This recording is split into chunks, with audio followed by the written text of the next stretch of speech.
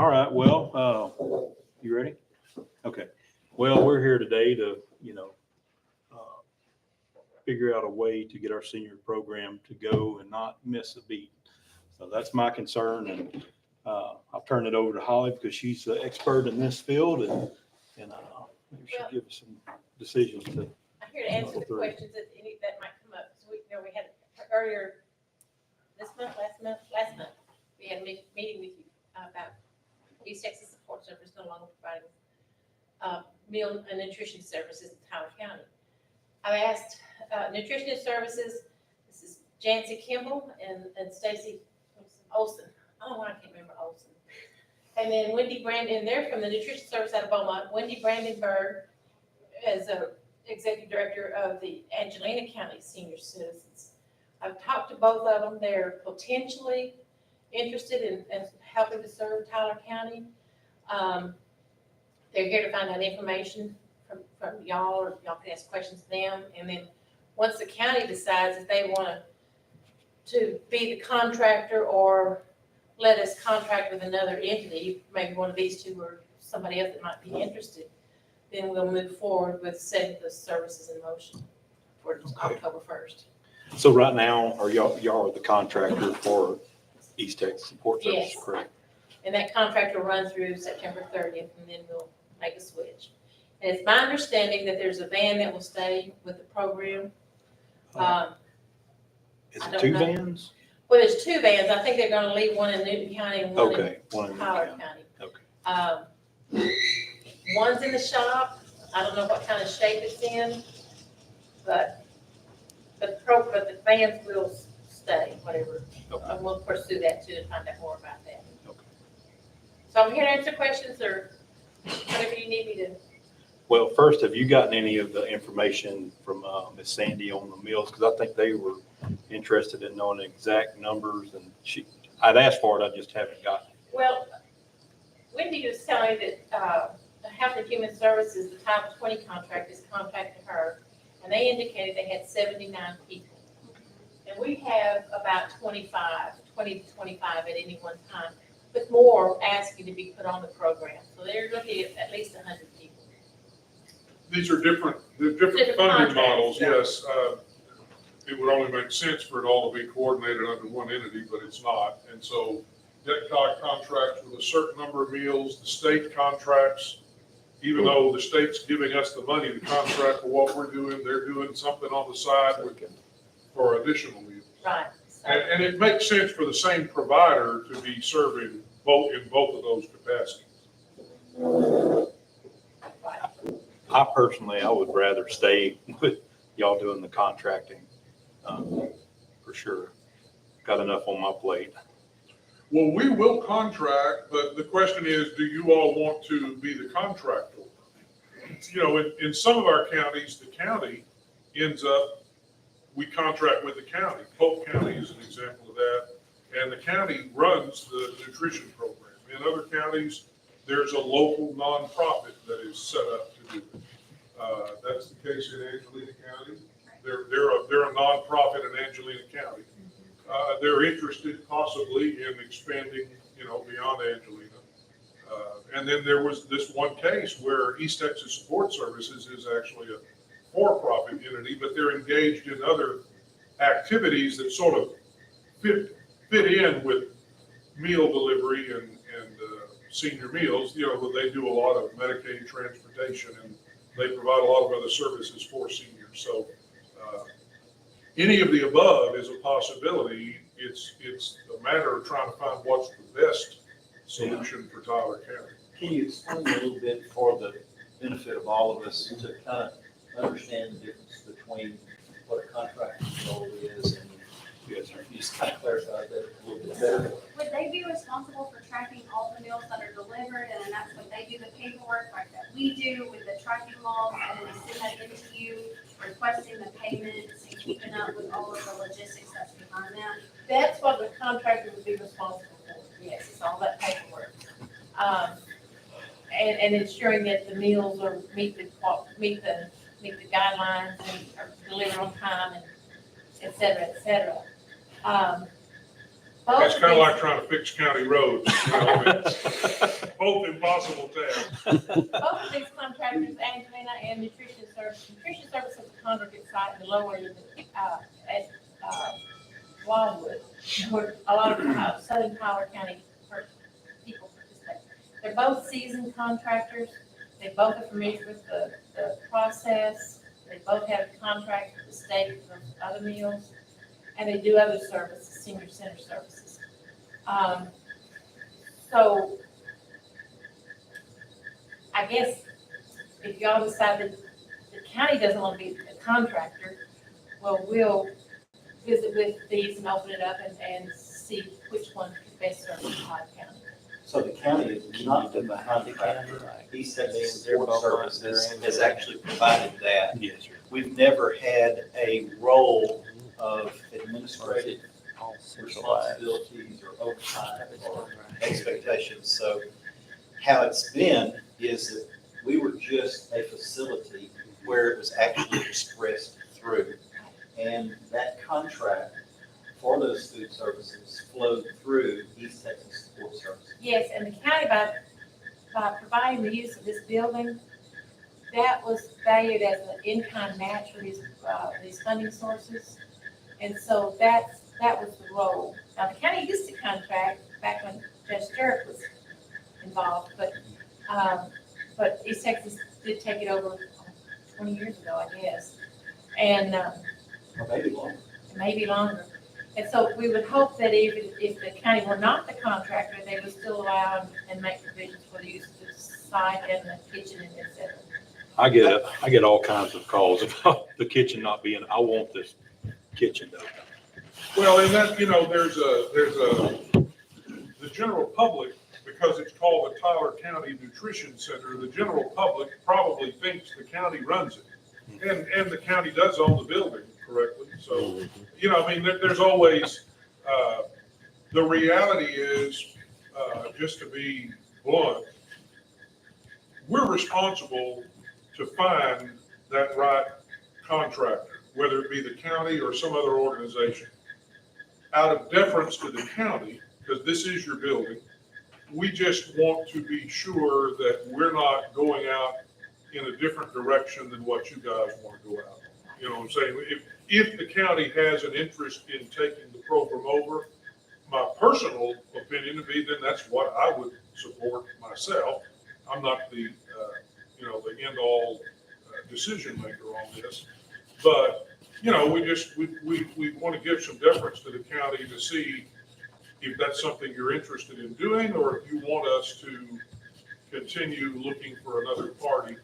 Whatever happens, as Holly said, your support is going to be critical, because the reality is, again, East Texas Support Services, they're a company, but I'm sure they weren't making any real profit on the services they were providing.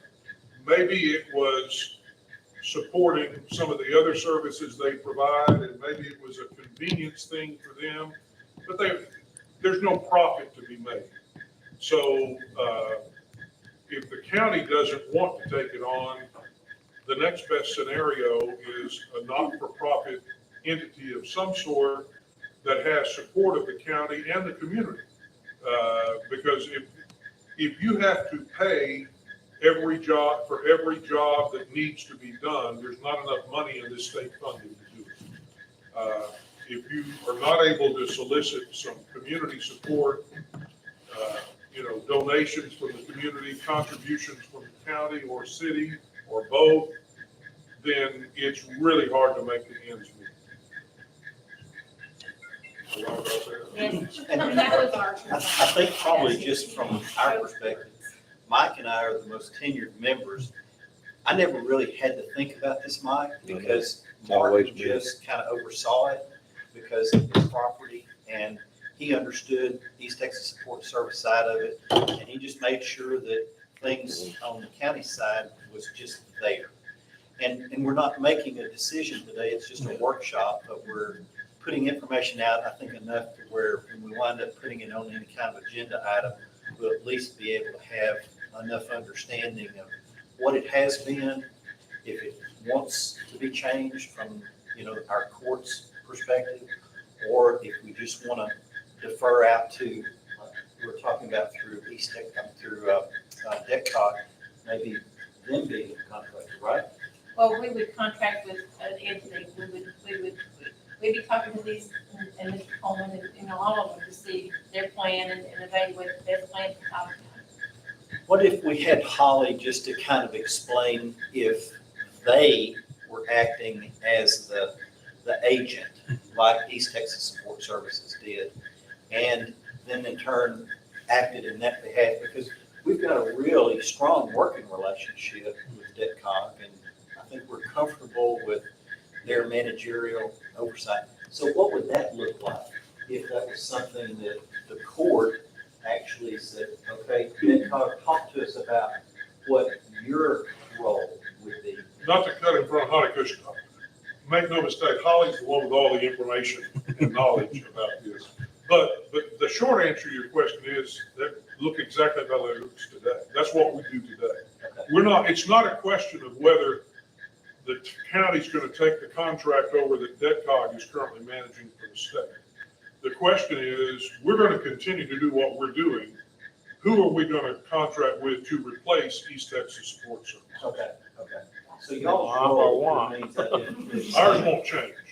Ours, we have a pass-through with the funding, and we're responsible for, you know, monitoring the buildings and the kitchens and all that monitoring that the state asks us to do. But as far as actually preparing and delivering and servicing it, it would be another contractor, be a subrecipient. Perfect. And we would manage that. And like I said, if we chose one, you know, we could always come back and say it appears that this provider is probably best suited, and y'all might want to have input on that. Or if you just want us to, if you choose not to be the contractor, find a contractor that we think would be better suited for, Tyler County. ours is we want people to get fed the Yeah. best that they can be, the best nutrition that they have. And that's our charge from the state. We're charged with trying to ensure throughout our region that there is an active and effective congregate meals program and home delivered meals program. And if it can expand, we would like for it to expand as much as possible. Okay. So Joe, if I can just kind of speak this for everybody, You're what we're tenured. hearing you say is that you're fielding the calls. Yeah. There is an interest, there's a desire, there's an anticipation that a return from how it was prior to COVID's, shutting it down, Yes. is what you're telling us that you're processing. Yes, So, sir. That's, you know, I take a lot of heat because of your kitchen, and the seniors need this place to be open. You know. I've always said that the meal service is important, nutrition is important, and, you know, we have lots of people in our region that are in danger of not having adequate nutrition. Either don't have it or in danger. But as important as the meals are, I think the human interaction is just as important. Yeah. The fact that you have, and the same is true for home delivered meals, but the fact that you have a place where you can come and the social interaction, just sort of seeing the big picture of things. Number one, why the state uses us the way they do. Well, there's 254 counties in Texas. There's one HHSC in Austin. Out of those 254 counties, many counties have multiple providers. So let's say that there's 500 providers around the state of Texas.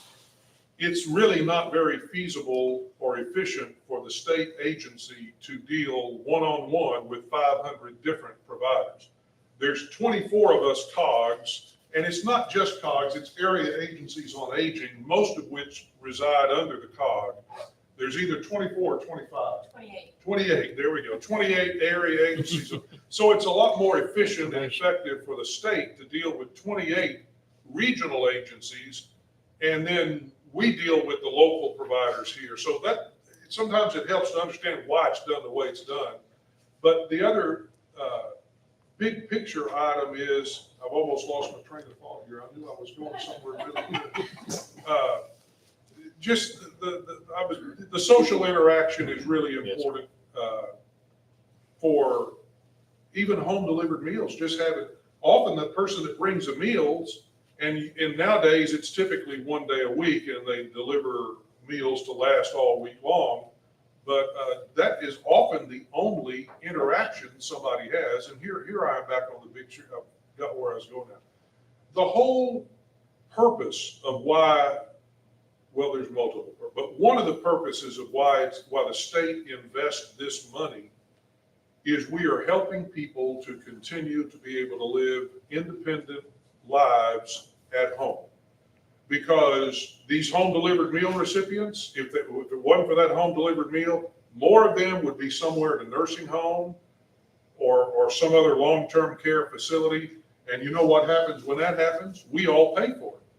Most people in nursing homes are on Medicaid, which means the taxpayers are footing the substantial amount of the bill to keep people in nursing homes. And, you know, we're not complaining about that, but people had rather be able to stay home and live their own life as long as they can. And services like we're talking about and the human interaction of it and the social aspects of it is what allows people to stay at home longer before they have to go to the nursing home. That's my And I- simplistic explanation. And I think probably just a clarification is the home delivered meals versus the in-house prepared and consumed here, like we are. So we've got those two parts of that. And those parts could be separate. I mean, you could have a congregate side here that has a meal 2 days a week, or 3 days a week, or 5 days a week. And a home delivered meal that's delivered on one day with 4 hot meal and 4 frozen. It would be the providers would look at all aspects and figure out the routes where everybody lived and how they would want to construct it the best way. And if they felt like it was feasible to be here 5 days a week to serve meals, that would be great. But we could keep the with senior center operations dollars, we could help keep the site open 5 days for people to come in and socialize with games or just come in and meet and have coffee or bring a potluck or something on that nature on those other days. So it's really what the community wants. We just have a group of people, our frail homebound, that we need to make sure that Yes. they're getting this. And Lonnie, do you remember what the cutoff date was at the end of September? End of September. Okay. So if it's the end of September, what would we need to do as far as our next step? Just say, yes, we want a contractor, no, we don't. Okay, so it's just an official decision by the court, right? Right. It's either a decision or not a decision. I mean, the reason I say that is if you don't do anything, if you want to jump in here and be the provider of these services, let us know. And we'll. work If you on- don't, it's not like you don't necessarily have to have any official action to say yay or nay. Your inaction tells us we need to get busy finding someone else to come in here and fill the void that's going to be occurring on October 1st. And we would, and like I said again, we would like to assure them the county support. for Yes. Facilities. Okay. I sign a bill every month, and this is all, I've been in office a year and a half, but this is all before my time. And you may be able to clarify this. I sign a quarterly bill every quarter for like $3,400. Is that something that the county gives to, in addition to the funding? I don't know. I check into that. Yeah. To East Texas Mike, do you remember Support when- Services. So, It may well be, I would our say, county in most provides- counties, the county provides financial assistance. That's to That help. sounds about right. I think it's like $3,400 or something like that. Every quarter. It's for them to apply for their TDA. And that would be going to the And they company just that's doing changed it that now, in our right? email today, TDA, they were based on. Somebody's getting that 3,400. Per senior in each county. They were basing that on We should have brought years Sue and years over. ago, like She 2001. doesn't much to do They with the just salaries. passed for that to be based on the census Well, I from know it's 2020. a So contribution. those numbers will go up, that amount will go up. Actually, it'll go down Well, because ours- all of our counties, except Polk and San Jacinto, have a decline in population from 2010 to 2020. That'll Sadly, be great. Yeah. It'll be worse. Well, I think that's what's on paper. Yeah, I don't think well, that's well, accurate. yeah. There is a third funding source, and that particular funding source it's to use with the home delivered meals, but it's not directed to a meal or a person. It's to help make those gaps in expenses. Just so that I can understand what you just said, Lonnie. If the county does nothing, then y'all continue to do exactly what you have been. You're just looking to renew this service provider, whereas East Tex is no longer an option. Right. Okay, so if we just absolutely just Do nothing. remain silent, then the program goes on, show goes on, right? We will start the search for another provider, and then once we have them, then they'll probably be in contact with you about agreements and things about the building and the facilities and things of that nature. Okay, which would cause court action to take place with the new vendor. Probably, yes. Okay, It probably is part of your budget. In other words, you, in your budget process, you can include the funding that you already have. You can increase the funding if you so see fit and, you know, and roll that into your budget, which is y'all's budget year, October 1st. Yeah. Okay. Year. So you already have funding for the last quarter of the year in your budget Right. office. right. Uh, Mike, do you ever remember anything on this? I remember us having the East Texas Support Services on our budget stuff. I'll go get my copy and just take a look. Yeah, I don't remember. And the program that she was talking about, their sources of funding from different, HHSC has funding, a lot of their funding comes through DETCOG, but the Texas Department of Agriculture has it's called Texans Feeding Texans grant. And I think most of our communities now are applying for it and getting it, but a few years ago, it was one of those things that sort of rolled out and a lot of people didn't even know about. And it's just, if you ask for it, you're gonna get funding. Depending on how many people ask for it, the funding may be a little more, a little less. But one of the requirements of that is for an organization that's providing these services to get that money from TDA, they have to be able to show that the county is contributing at least 25 cents per home delivered meal. And so, per senior, okay, 25 cents per senior per year. So if you have, let's make it easy, 8,000 senior citizens that live in Tyler County, then you would have to contribute at least $2,000. Obviously, if you are giving $3,400 a quarter, you're exceeding that. But it's a minimal contribution, but the state just wants to see that the local county is doing something to try to help. And then they allow TDA to provide extra funding. And for the benefit of everyone involved as far as congregate is concerned, prior to COVID, there was about, $23,000 to $3,000 So it dropped off, so I'm not sure how it's gonna come back, but that's what was being collected and it was also used to help the Red Cross. Program Every day? funding where the seniors pay so much per meal when they come in. In the box. So For Tyler. the congregate meal program has not yet resumed. No, And was this the only congregate owned site? yes. East Texas Support Services So was. there, just to make sure I'm understanding, you guys are wanting congregate and home delivered to continue within the county?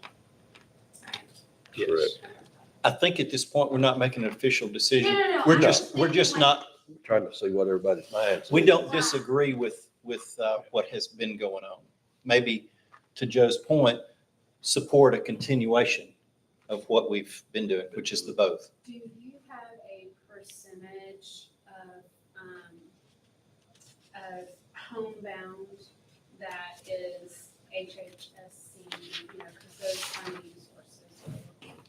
I think like I said, based on what Wendy and we don't get those numbers from HHSC. But from my conversations, it's about 25% of Title III and 75% of Title 20. And I'm not sure about if they're doing any Title 19 meals or not. Those would be very few, I think. So, do you think there's people out there that aren't reached Yes. I mean, is that, I don't know what I'm trying to ask. How do we reach? East Texas Support Service had a radius, and beyond that radius, they did not, though they would serve the county, they usually didn't go beyond that circle as far as getting new people in. What we would do if someone were to contact us and say, I'm out, they can't deliver to me, then we try to find another way, whether it be shelf meals or mail meals or something to that person if they're in such a need, or get them onto the Health and Human Services contract. We don't get many of those, and usually it's for a short amount of time because they're coming out of a hospital and they just need this for a short period. Most people are within that range because the provider can say, I'll either service the entire county, whoever you send me, or I'm going to stay within so many miles of where we're cooking. Or, they'll let us know and we'll either agree or disagree. But there are vendors out there that, you could cover your whole county like this. I don't think it's a good idea. There are vendors out there that we can order up meals, and once a week, the resident gets a delivery, UPS or regular mail or FedEx or whatever it is, that's got 5 frozen meals in it, or 7 frozen meals or whatever. In some cases, that's the only way to get meals to some of the more far out people. But, again, I think having some local, and when I say local, it could be from an adjoining county. It doesn't necessarily have to be within, but having some human touch to this process, I think adds a lot to it, just because someone's checking on these folks, Right. seeing them eyeball to eyeball, and just, I just think that's valuable. Our county, our delivery drivers, we have 10 routes in Angelina County. And our delivery drivers sometimes are the only people that these people see. Maybe a weekly, maybe monthly, however much. A lot of their family lives out of town. Some of them don't have family, never had children.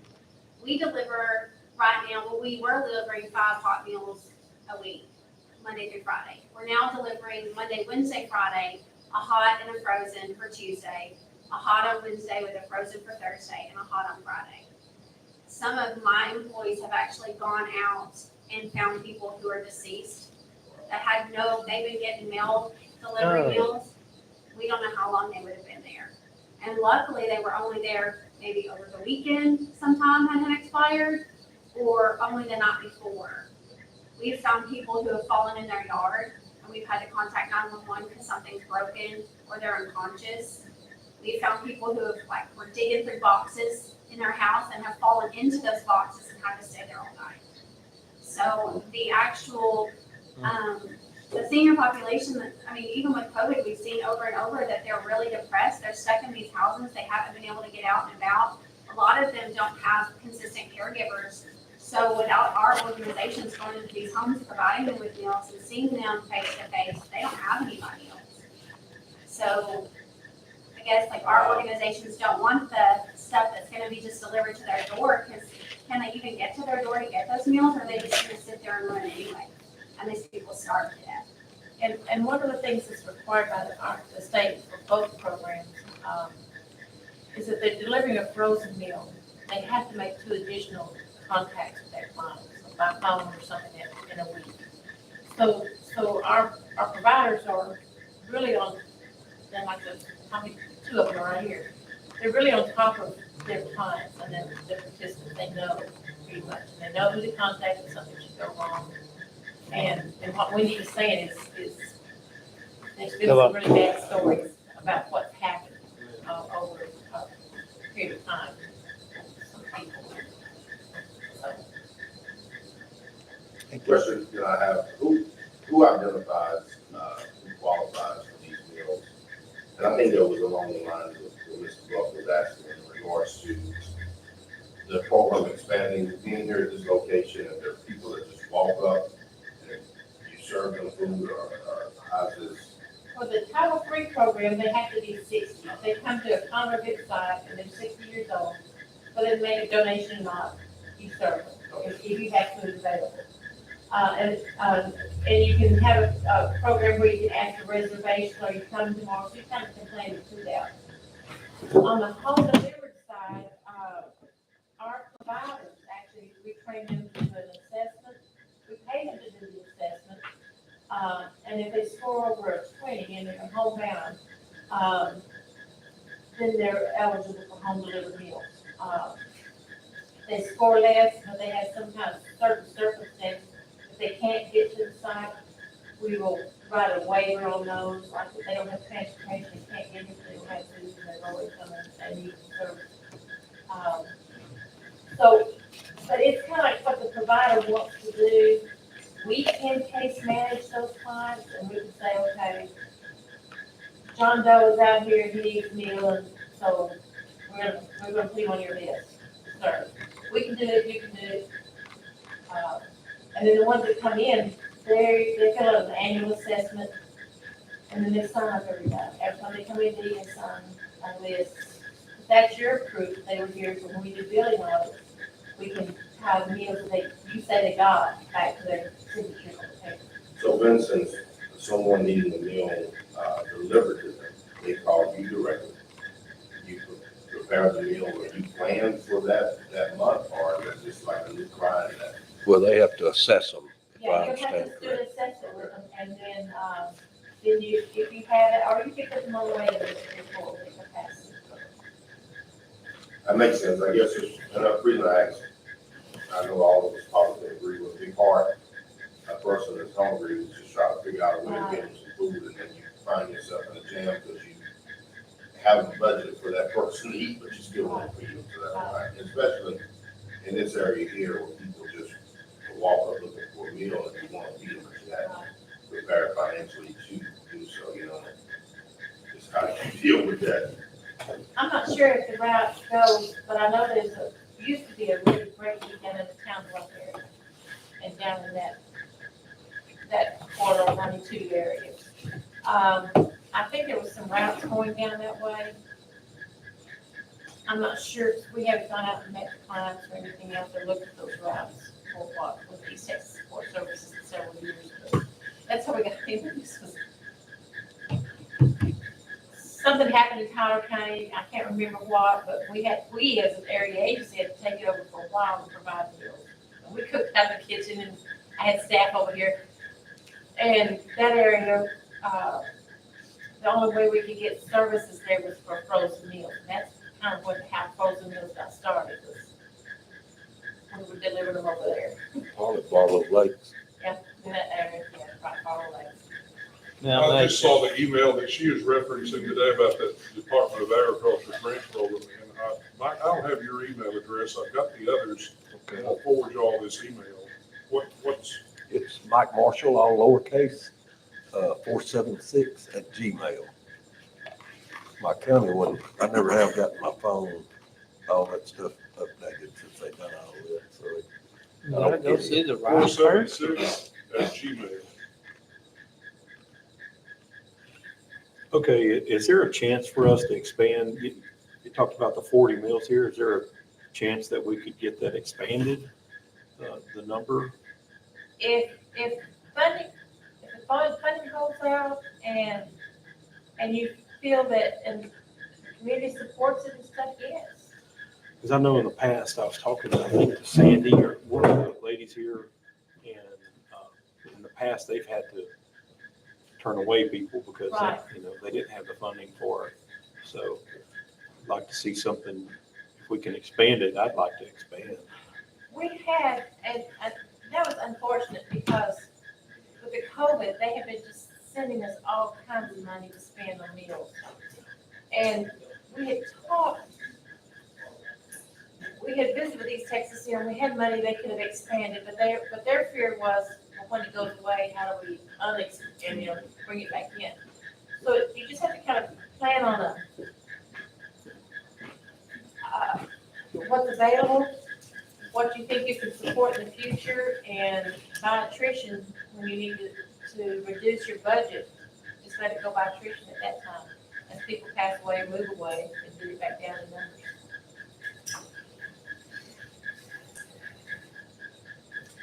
I'm pretty clear on what I know, what I want to do.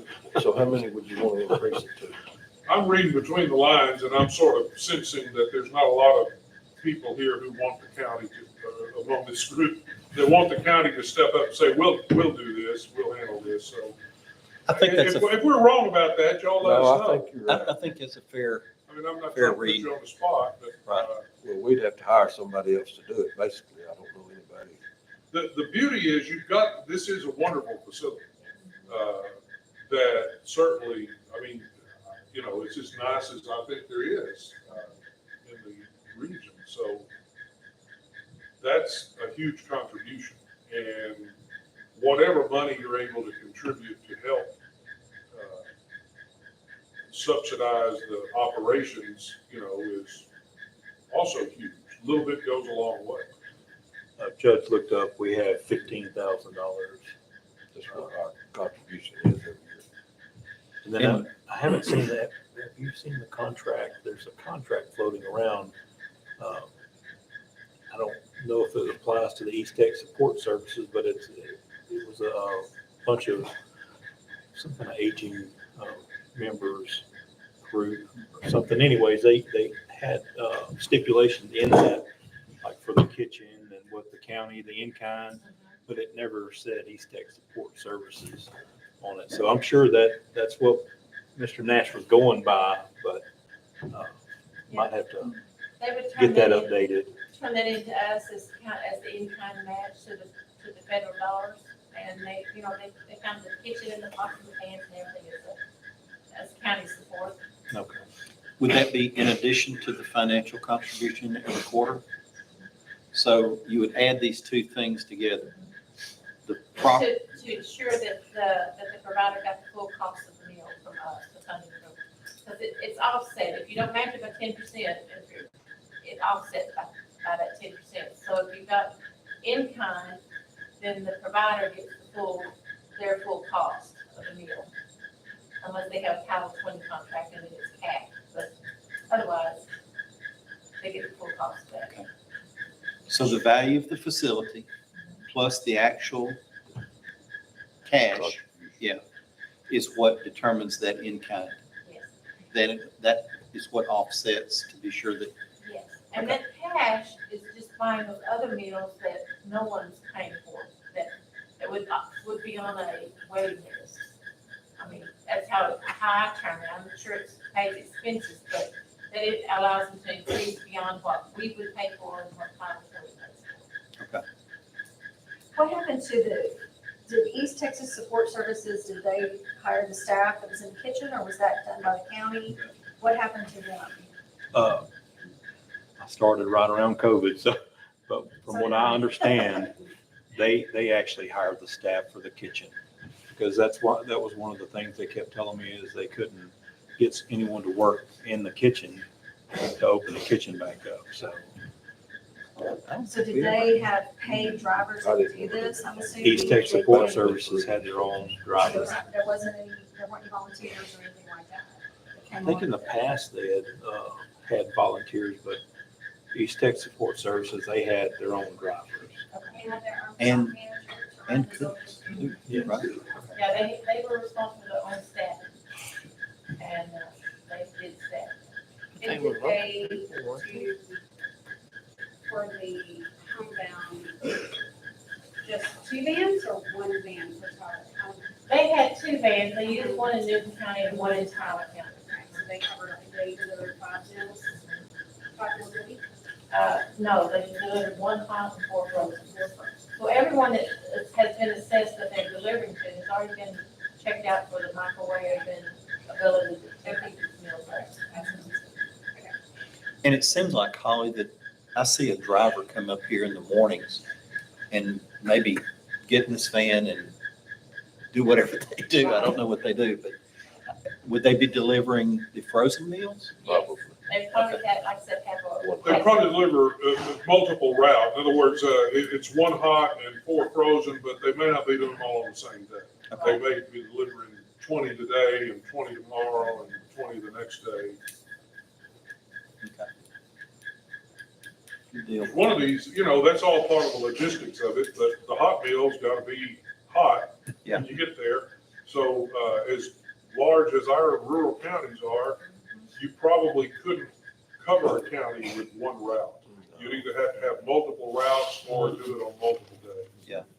That's what I worry about, is the logistics of us being so far away and trying to plug in a satellite kitchen here and how we would do that and how it would be run and all of that. That's the only thing that concerns me is it's a lot to hammer out because of what you just said. That's one of the big issues. Do we get a van that's got like a heating element in it or something and drive it part way and meet someone and then give them that, or how?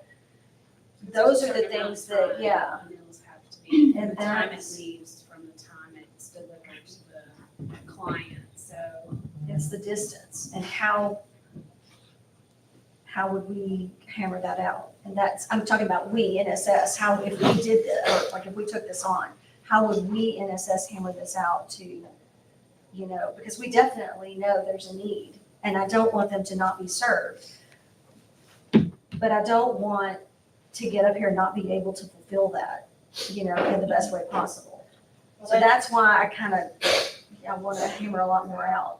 Well, I would, if the county has no objections and they are not interested in pursuing it being the contractor, I would propose that we would sit down and have an abbreviated RFP, so that you could, and just have a workshop again and say, okay, this is what we know about it. Can you serve all or part or none?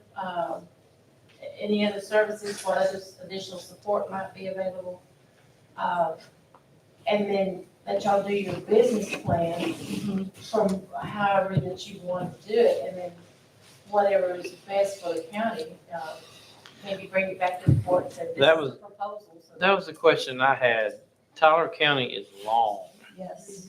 okay? It's a very long county, but it's not very wide. So can you do that? Can you say just take 190 and divide it in half and One let, side. it's a maybe let- possibility. It's what you know what I'm saying? And then it So kind of, one thing that doesn't worry me, but Jasper is about to come down to our regional places. And I have a very strong feeling that we're gonna end up They're already there. strong arms. Yeah, they're no longer a part of it. Yeah. I think Well, they're- except that they are, because no one else is capable of taking them on yet, so we're still. And that's been the issue with We're that. still That's because they called us and wanted us to look at taking that over and submit an RFP for that. And that was my concern, was the distance with Jasper. And when It's we talked the longer other than- day, she said, we were talking about a Tyler. central kitchen. And I was like, well, is there a localized kitchen? And she said Kirbyville might be Probably not. the most centralized kitchen that you could have that could go out and deliver to Jasper, Newton, and Tyler counties. So I don't know how Centralized kitchen right that. here. Well, I know, and she was saying how many good kitchens that you guys have, and boy, that's a great challenge to have. they have And one. Woodville is pretty much central geographically, both east and west and north and south to the 942 square miles that make up the county. So it's a pretty symmetrical type of split between 69 and 190. So you're crossroads, just a few blocks. But everything doesn't have to be by county boundaries. We do, and I'm not sure about home delivered, but I know as far as congregate meals in some of the other counties, we have multiple organizations. Trinity County's got 3 different groups: Groveton, Trinity, and Apple Springs. I'll be honest, they'd be better off if they all got together and had one countywide program, because it would just be a bigger, better, more substantial program, but it is the way it is because it's always been that way. And Sabine County has had 2 in the past, one that works in the Pineland area and one in the Hemphill area. So there's nothing that says we've got to go by the county boundaries. So we were talking about the central kitchen out of the Kirbyville area, because we have the same problem in Newton. And if the provider, if we were trying to serve all 3 counties across there, that one kitchen. That's how that came up, is because I was telling her about Jasper and having already, crossed that bridge and kind of looking at that and seeing, logistically, how would we, get this to work? And then so that's when she was bringing this up, and that's how we kind of landed on that. We were just talking. So but there that's what we're- is a kitchen in Kirbyville? There is, or is Mhm, just, there was a good. There is a good kitchen, and they have a central kitchen that serves Buena, Jasper, and Kirbyville. Which we were talking to them about, Jasper County, about going into the Newton area out of that kitchen. Because like I said, we have the same problem in Newton. Okay, Except it's even more isolated. Mhm. More rural. as far as the county contribution, the 15,000, if we were to, like, say, somebody wanted to do the kitchen and someone wanted to do the driving, that funding, is that by mill, that both locations, like here and You could the, work that out with a provider, go. either to submit to them like you do on a quarterly basis, or you could add it to the funding we provide. okay, Meal. It's a pretty fluid program, and it run the way you want to run it. Like I said, if you want an accountability for that, John Doe got this many meals paid out of Tyler County, $15,000, we could do that. Or if you just want to give a quarterly contribution to whoever's doing the provider, services. I would think realistically, the congregate meals is probably going to require a little more support because you're just not, if you get 50 people, 60 people that come in and eat a day, that's a good crowd. But, there's a certain amount of expense involved and personnel involved in running a site here for people to come. So, and when I say it may require more, it maybe per capita, I don't know. But I think if you want to see this facility opened up again to the public, I think it's going to require some financial support from the county. And probably, if you want to see the very best home delivered meal program to have, that's going to require. Is that 15,000 going to be enough for both? I wouldn't even hesitate or hazard to guess. It's been doing it right now, but everything's, I just got about to die my auto insurance. I haven't had a wreck or anything. It's going from like about a 30% increase. And when I called them on it last night, they said, well, in Texas, we're seeing that auto repairs are costing so much more and it's hard to get parts. And so for no good reason, my insurance is going up 30%. Well, and also with COVID money kind of drying up a little bit, it's kind of the whiplash that everybody's been waiting for, because we knew that this would stop. And we've had enough funds for the last several years, but now it's kind of dying out. And so there's that whiplash effect of, okay, now wait, we got to readjust. Because I too started right before COVID, and I have not, this is my first quote normal year. And, we always run out of money out of Title III. We always run out of that a couple months before the end of our fiscal year. And so this is the first time that I'm seeing that, because we've had so much money poured in. And that can be a problem too, because then you've got to spend it. And so those are just some of that's another thing, that I look at this and think, okay, we need to sit down and really kind of figure this out. Yeah. And it may be that it would be better to provide it in some increments or agreement with the provider, because then that way they could use it where they needed it. And like with, I think everyone's concern here, we all know that the price of food and the price of gas is going up. So that contribution from the county, who knows if it's gonna be sufficient or not, because we can't predict the future and what the cost of food and gas is gonna be. Well, I would just say that if East Texas Sports Service has been breaking even, then they're losing money now because of the price of gas. Just this morning, the Commissioners Court identified a realignment with the state per diem, and that was 18% increase from what we've seen it for several years.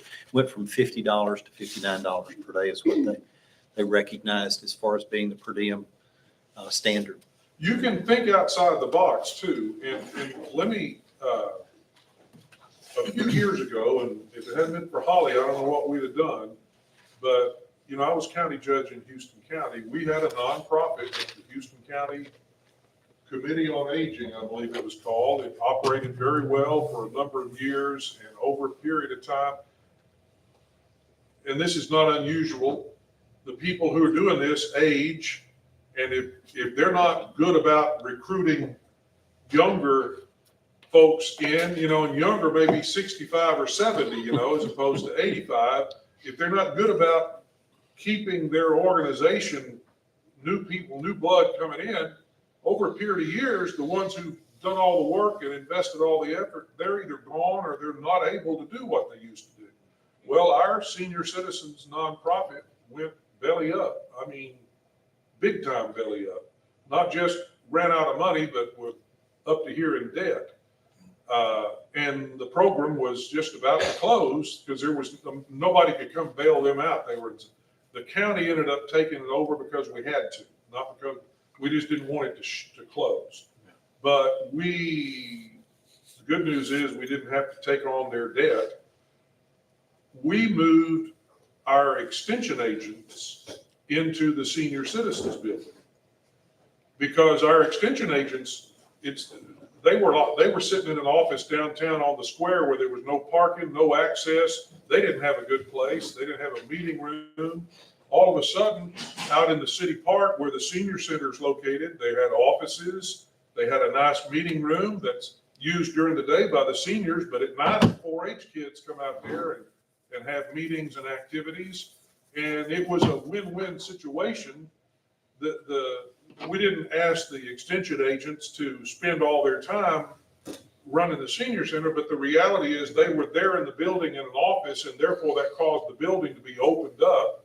And that meant that the senior center operation really only needed a part-time person to kind of oversee things and a part-time cook and a volunteer here and there. And so it provided the facility, a large part of it, just because we paired it with another entity that needed a home and was well suited to go in there. And, it doesn't have to be extension service. It can be any other organization that. We are fortunate in this facility in that we've got both my office and also the Southeast Texas. DP's Texas Soil and Water Conservation Service agents on this end. And then on this end, we've got DPS, Veteran Service, Extension Service, and Emergency So Management. the facility's already open. Yeah, absolutely.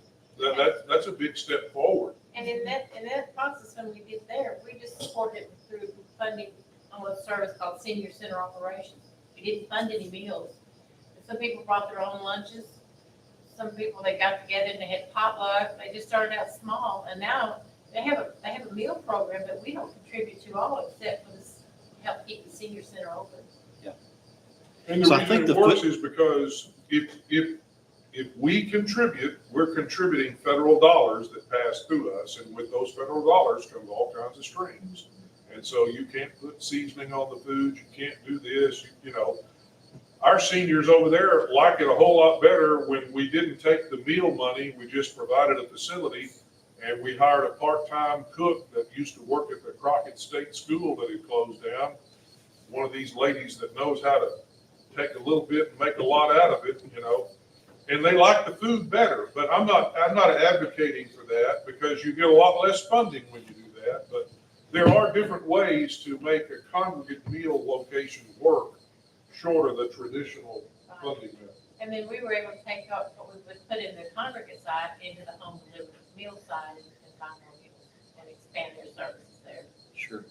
I wonder if just a restart of, I think probably what has been here would be a logical first step. And then as we're, transitioning into this, a better understanding. Wouldn't you think, Mike, of just, what are the additional options? But I just made myself some notes.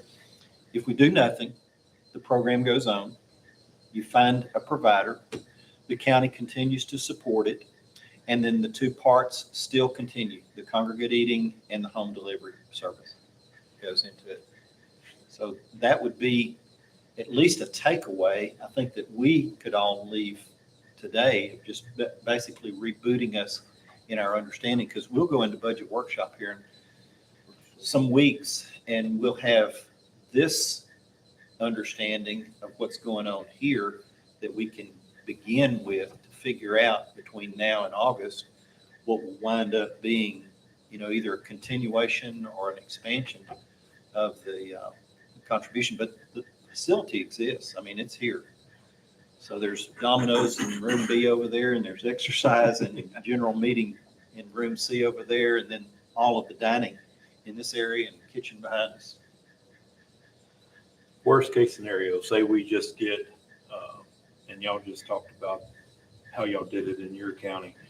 Worst case scenario, say the county has to take on the kitchen. Can we get any of that funding for those meals? If you meet the dietary guidelines. Correct? Yes, but if you go through the senior center operations portion of it, it's kind of, it'd be an offset, it'd be X amount of meals, would probably be funded that on a monthly basis. In other I'm not words, saying I in want to. Houston County, they could, if they wanted, meet the dietary guidelines and collect, just pulling numbers out of there, maybe collect $5,000 a month. But instead of doing that, they elect to say, we're not gonna do that, we're gonna collect $2,000 a month for senior operations, and we're gonna provide the facility, and then we're gonna use that $2,000 and work with the food bank and work with some local volunteers and what have you, and get whatever we can get together and do our own thing. Maybe it's sloppy joes today, and, the federal government doesn't think that's very nutritious, but the folks over there love them, And, you still ask for your suggested donations or ask for a fee. Because we're not contributing federal dollars to tons of meals.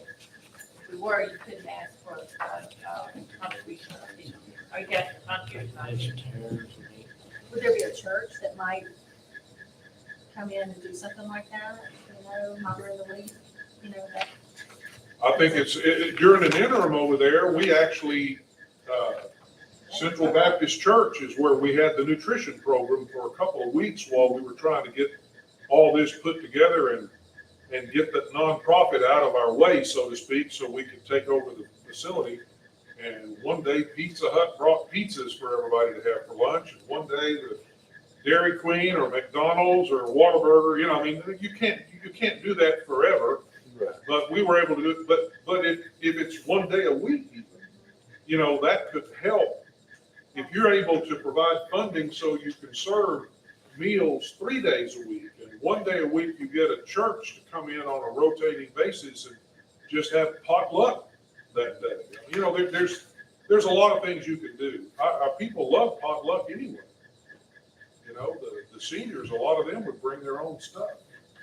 I think the center at Crockett now is only serving meals 4 days a week. I think so. I think Friday they're open, but they don't have a meal. Their attendance went up, I know that, when we put the demand on what they had to do with meals, their attendance went up dramatically. No. So y'all gotta put your aprons on? Hey, they can I love to cook. Go Texas, I love you. Get practice with that, get that down right. You can do a whole lot with a little bit if you really think about it. Yeah, you're not governed by, So what I'm hearing is that we're gonna go ahead and I'm gonna start talking to, do a mini RFP and see who's interested and we'll all get together and then when we come back with the proposals, whether they be half, whole, for the whole county or however it is, we'll bring that information back to you guys because they will need to talk to you, whoever's gonna be the provider, about how to get that support, your budget items, how you want them to do that, and what you would like for them to be, as well as pick our guidelines. And if you see that you are able and willing to do a little more, that would be helpful to them as they plan. Right now, what they're hearing is we can probably rely on $15,000 a year from the county. That's what they're currently doing or have been doing. If that number goes up to 20 or 25 or whatever, that may, $5,000, $10,000, not a lot of money, but it may make or break whether somebody's able to step up and as my old friend used to say, put the big pot in the little one. And pretty convenient, we're right here at budget time, so. Yes. Good time to be discussing it. Hate to lose these tech services because they've been good. I've been here, but pretty good I think timing. the more, Yeah. another benefit of just the idea that maybe one day a week you get a church involved, that just brings more people into the mix. And the more different people you can get involved, you'll have people show up out here because my church is serving a meal today at the senior center, and so I'm gonna go help. You get people walking here that have never been in here before, and they're like, Right. well, dadgum, my mother-in-law, she ought to be coming down here, and I mean, it gives you a chance for outreach, and it just builds community support, and that's good for the senior citizen.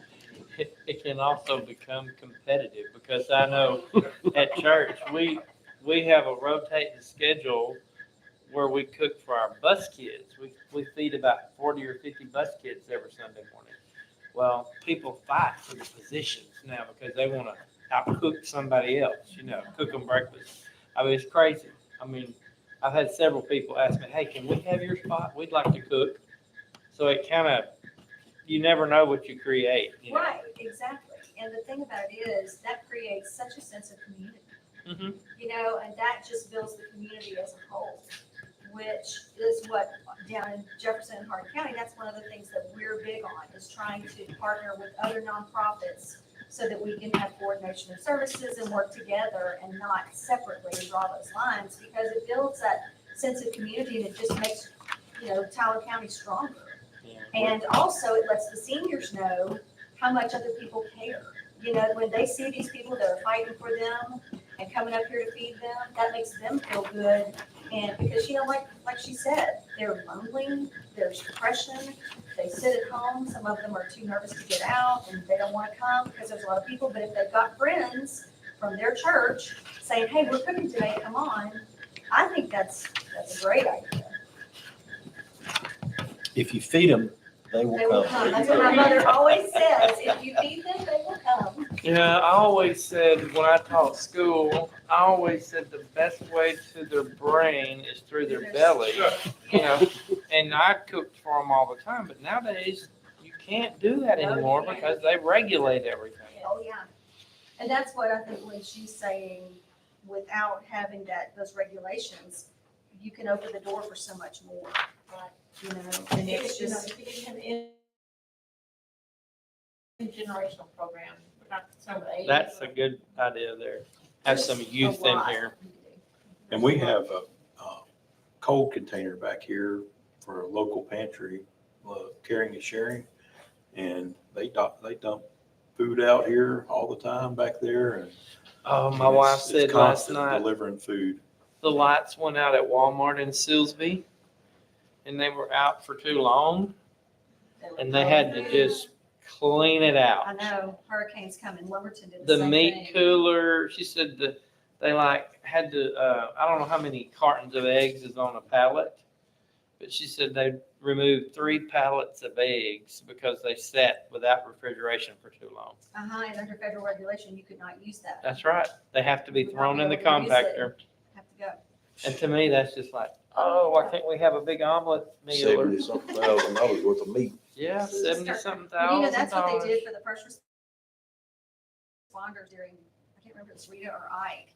They knew that they were gonna be down because we were all Mhm. evacuating, and they just said, first responders here, and they just opened the Oh, yeah. store and said, before it was still good, and so before it even hit, they were like, get rid of it because we're not gonna. They it's did gonna it be here. tossed. Yeah, in Jasper too.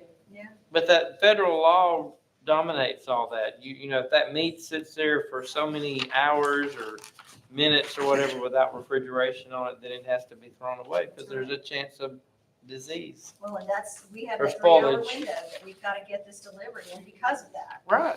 And that's logistically what I look at, issues like that. But I think there's a great opportunity here, either way you go.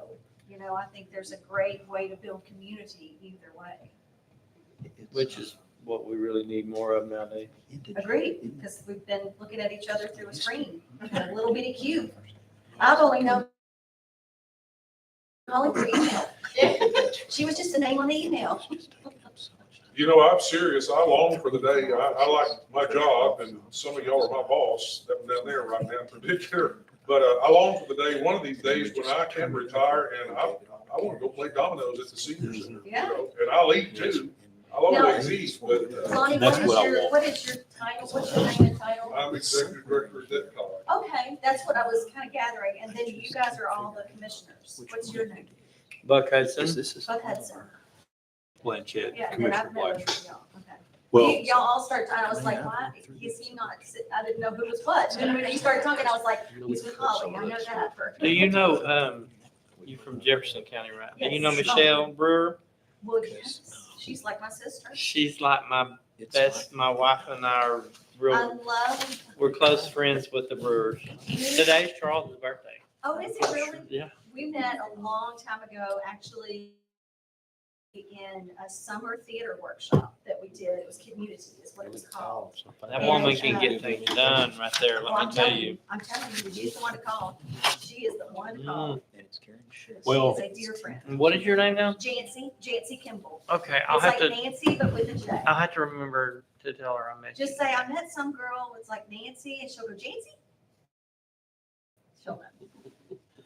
well, if anybody has any more questions, Do you guys have any questions of us on what it might look like? Or do you have any thoughts, or do you need to put more head I've around? actually learned a lot more about the program than, I have, like I said, a year and a half, and Oh, there is a spot. have you on speed dial. She's a great one to have, Tim. But, whenever we get to a point to where we need to call a meeting or anything, just let me know I will. and we'll set the date and get it going.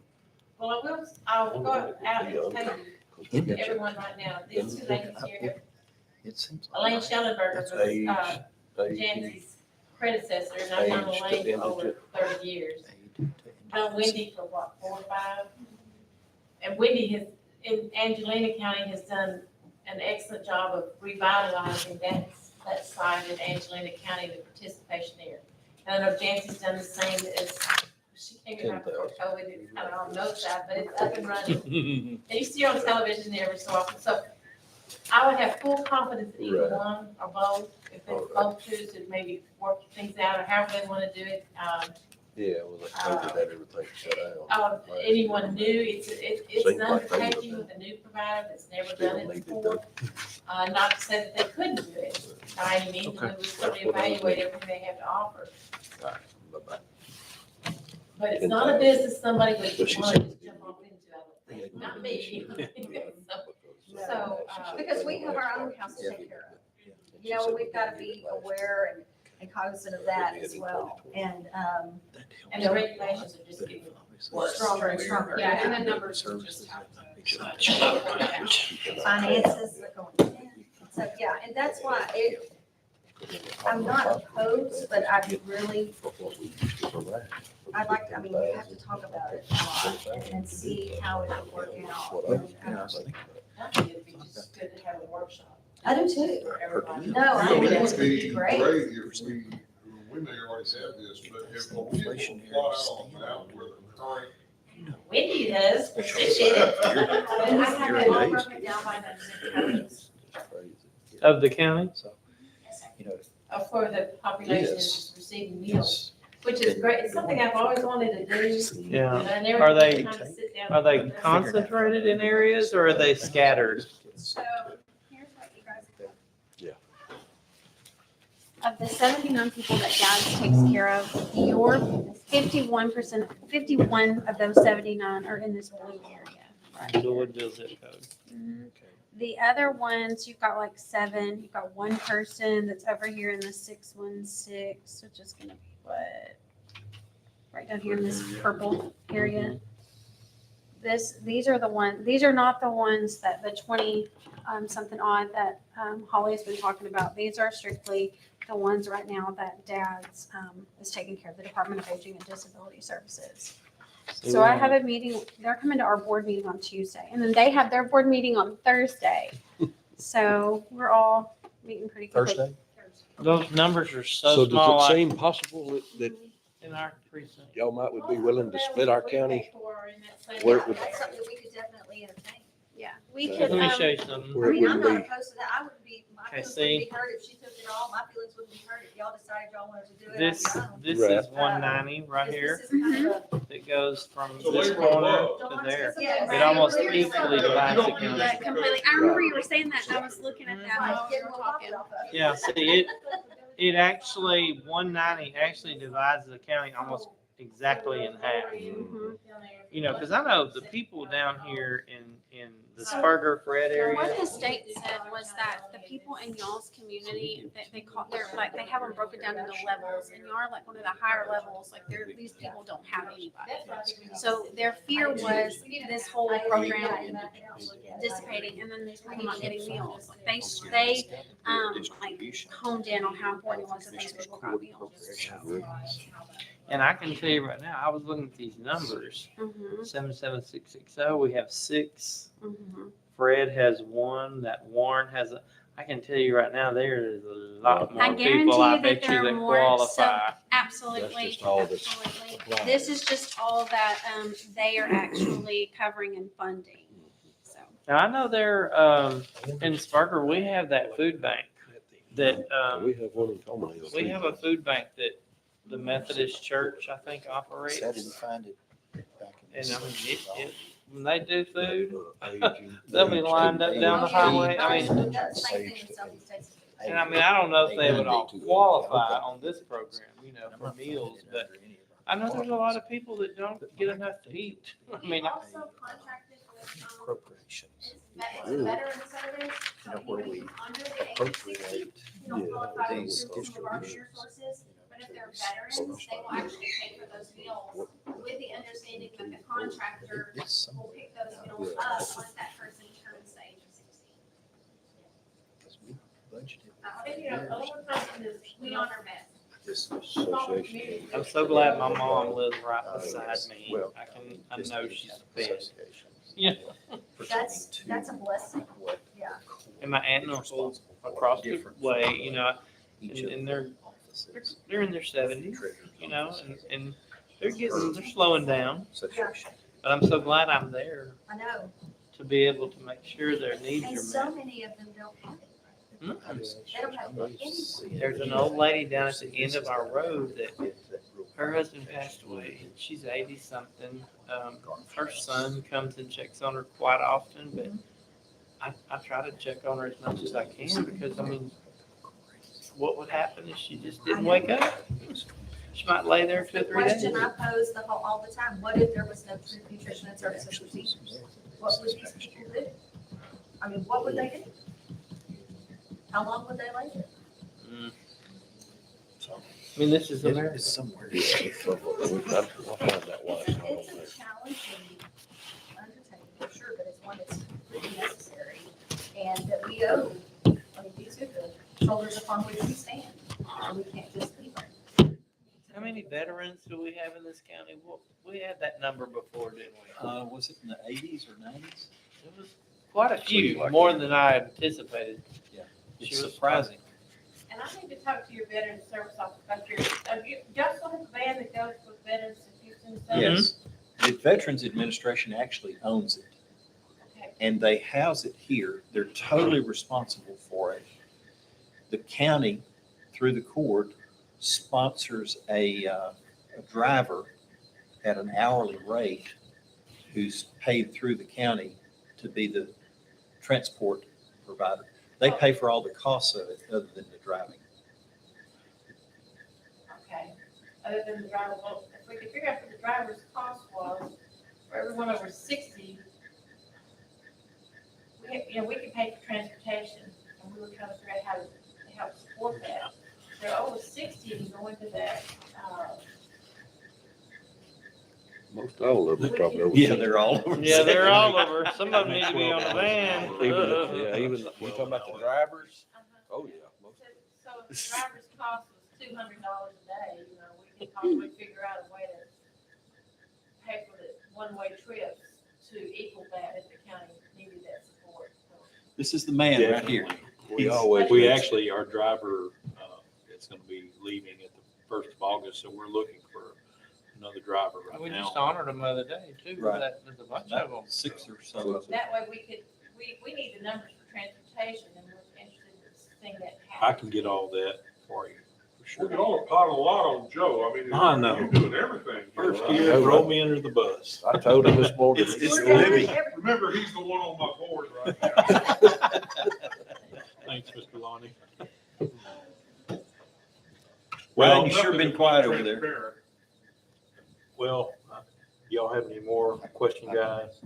I think what we've heard is So that far. Encouraging. there's going to be another abbreviated RFP workshop that y'all will I'll do. get set up with I'll look for providers and kind of give everybody a chance to say, yes, we want to be a chance to. And then we'll do an abbreviated RFP and then see what's best. And for September 15th, we should have it nailed down. Okay. So everything be ready to go October 1. Because we can get on the agenda for the month of September, we've got just one regular agenda per month. We have some specials, but Okay. special call Yeah, well, agendas, but We have already I think there's, set. I think there's 4. well, that's August, isn't it? I thought it's September 2. I got it on my We just schedule. need to move forward with this. I need Yeah. to, and Newton County needs to move forward with this. Sure. Well, we really appreciate y'all coming to the AA. Absolutely. I hope we can October. work this out and maneuver it But August. for I everything. think we've got seven. Yes, sir. We have Yeah. 4. Sure. Yeah. That one. Okay. I see your face. I see your face on TV all the time. Oh my gosh. On That's why TV. equals win. That's what I always say. Well, if y'all are done asking questions, I'll go Motion ahead to and- adjourn. So moved. Or second, I should say. Thank you for the opportunity. Yes, we appreciate it. Tammy, thank you. All right. I appreciate